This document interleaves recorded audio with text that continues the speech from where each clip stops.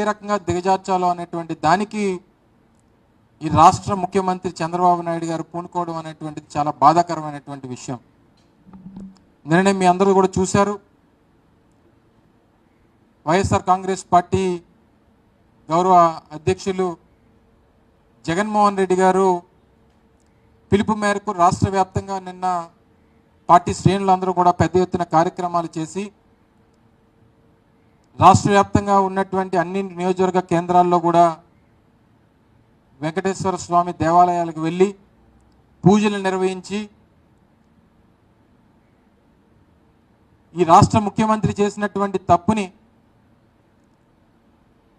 ముఖ్యంగా ఆయన్ని ఏ రకంగా వెంకటేశ్వర స్వామిని రాజకీయాల కోసం వాడుకున్నాడో